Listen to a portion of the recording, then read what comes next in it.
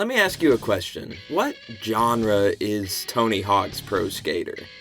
Video game genres are persnickety things, and it feels like game audiences haven't really been satisfied with the way different types of games are grouped. Due to the fact that games are one of the most iterative and one of the only interactive forms of media, there are just a lot of commonalities to be found. New genres developed in response to innovation from blockbuster games that codified how certain aspects of those types of games should feel.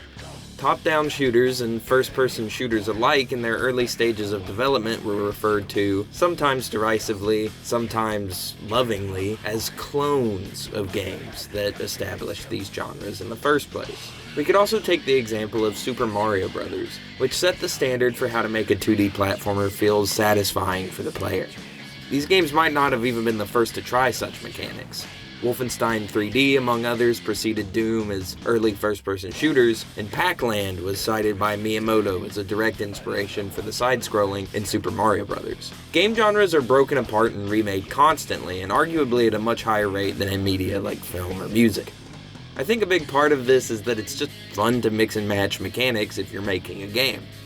It's a common modern criticism that games have been adding more and more unnecessary progression systems. I don't really mind it. I don't mind having an experience bar or upgrade tree in a game that could be just as good without it, but I also have a deep hatred for the Diablo-style weapon rarity system that became the backbone of the looter shooter genre. Games, for better or for worse, are going to take mechanics that work from games that actually pulled that shit off. Sometimes they're going to adapt and iterate upon those systems, but in other cases they're going to throw them in haphazardly in an attempt to pad out the game's mechanics. This is how genres actually form, and arguably we need the failures as much as we need the successes to see how versatile a certain mechanic or system or even a whole genre can be. So I ask again, what genre is Tony Hawk's Pro Skater? Well, Wikipedia calls it a sports game, and while that's certainly an accurate description, I don't think it gets to the mechanical core of Pro Skater quite right. Like, yes, you do skate competitions in Pro Skater games, but those only really exist as a break from collecting tapes and letters. The core of the game is not trying to give the player the experience of a skate competition like many pro skaters' contemporaries and predecessors do. Tony Hawk may have been the first real skater to appear in a skating video game, but Sega's Top Skater and Atelier Double's poorly named Street Skater brought skate games into the third dimension only a few years before the release of Pro Skater 1. Top Skater is more of a descendant of something like Sega's Hang-On, with the game sporting a big plastic skateboard as the main source of input. This gimmick, mixed with the very linear stages, makes Top Skater fit right in with many of Sega's other arcade racing games. Street Skater almost feels like an unofficial port of Top Skater for the PlayStation, although there are a few more layers to the level design, including branching paths. These games were big inspirations for the team at Neversoft, especially Top Skater. In a great interview from The Ringer, David Stoll, one of the producers for the original Pro Skater, said that the team at Neversoft would often go across the street to a bowling alley which had a Top Skater cabinet. Scott Pease, one of the game's programmers, also said in that interview that it was his love of skating as a child, alongside older games such as 720 Degrees and Skate or Die, that really helped him nail the feel of Pro Skater 1. So Pro Skater isn't a sports game, so what is it? It takes a lot of cues from the burgeoning street skate scene that gained popularity in the 90s, and that's reflected in the open-ended nature of the levels and the objectives. So, is Pro Skater a platformer? Well, it certainly has the level design philosophy of the collectathons at the time, with there being multiple goals and items to grab within a stage. One of the aspects of platformer games that really resonates with people is that you can approach situations in a multitude of ways. Think about any level in a 3D platformer type game you've played. There's probably 1,000 ways to get from point A to point B, and you'll probably find something interesting to interact with or solve along the way. Part of the fun of platformers is that the funness of the game is baked directly into every movement. Designing levels for a skating game in a similar way makes sense, as skating in real life offers a similar breadth of creative decision-making. However, I wouldn't really say that Pro Skater has a defined point B in the same way that something like Mario or Sonic does. You're not playing a level in Pro Skater to get to the end of it. Sure, you can do all the challenges in a level and be done with it, quote unquote, but almost all of that is downstream of just skating. They even go so far as to refer to the levels as parks, which encourages players to approach in whatever way they please. So once again, what genre is Tony Hawk's Pro Skater? Is it an RPG because it gives you an open world, a list of quests, a progression system, and in some entries even a world-spanning story? I mean, you could argue that, but people probably wouldn't want to listen to you. Is it a character action game? The progression is light systematically, but has a significant impact on play. There's a combo meter and a ranking system. I mean, yeah, it is a character action game. Playing Pro Skater semi-competently gives me the exact same feeling as playing Devil May Cry semi-competently. This party's getting crazy. Let's rock.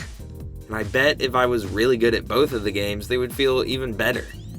They're the type of game that presents you with a system of actions and progressively asks you to become more and more engrossed in that system in order to gain a better score, or rank, or combo, or what have you. This is honestly the closest comparison I can personally come to between Pro Skater and other genres, but I know some of you are yelling this at the screen or have already started to type it into the comment section. I know. The genre of Tony Hawk's Pro Skater is skating game. That's it. It's that simple. Skateboarding games existed before Pro Skater, and there have been new ones after, most famously the Skate series. While the games certainly pull from other genres, their main source of inspiration seems to be other games about skateboarding. Tony Hawk codified the genre of skateboard games into its own, and now games like Session are carrying the genre forward, away from its arcadey roots and towards a newer angle of simulation. What I think Pro Skater really nails about skating, though, is that it can be really fun even if you're not that good at it. I've been skating for the past 2 years or so, and I'm getting there. I can't really ollie yet, but I've skated to class regularly now, and I love to hit the park or go out, even if I'm just skating around empty parking lots by myself. I suck at skateboarding, and admitting that is part of the fun of doing it. The journey of getting there and the feeling of actually hitting it when synergized perfectly is a high like no other. Even when I feel like I'm not making much progress, the feeling of cruising down a hill or around a nice round corner makes that not matter. I don't care if I can't do an ollie right now, much less a kickflip. It doesn't matter. It makes no difference to me because riding on a skateboard is just fun, and I know I'll be able to do that stuff eventually. An infamous aspect of Mario 64's design philosophy was the insistence that playing as Mario must be fun on its own. If you're jumping around with no goal in mind, no conflict or point B that's required of an actual platformer level, it must still feel satisfying on some core base level. Skateboarding is that for me. I could fall off 1,000 times and I might not get back on for a week, but I will eventually get back on that board because I want to do it for the sake of doing it. Pro Skater completely understands this about skateboarding. It understands that the fun of skateboarding is just doing it. The combos, the competitions, the structure of the game, all of that, as I said before, is downstream from just skating.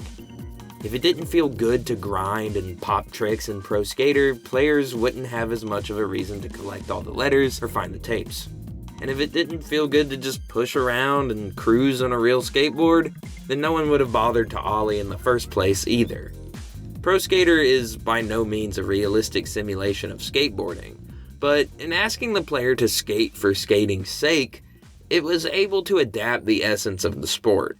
It turned games about skating into the genre of skating games. This was a smaller video that I wanted to do. I kind of honestly just wrote this in a day, recorded it the same day, today, when I'm recording it. I just wanted to do smaller content because the next video in the retrospective is going to be really long. I'm doing every Punisher game except for one, and there's a really funny reason why. You'll have to tune in to figure that out. But I don't really like making super long videos, but I really like to write a lot, and I love to just my eyes roll into the back of my head, and I have a giant script that I have to break up into chunks and record. At this rate, the Punisher video is probably going to be a little under an hour. Hopefully it won't be over an hour, because that would suck for me, and I just don't really want to do that with my channel.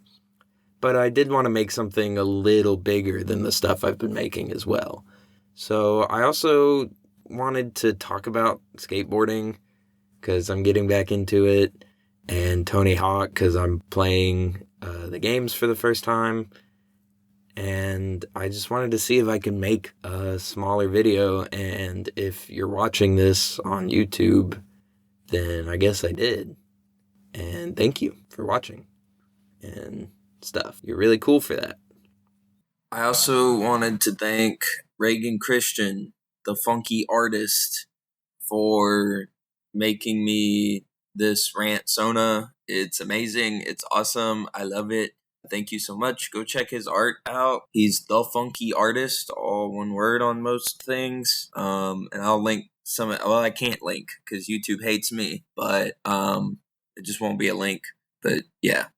Games are cool. I like video games.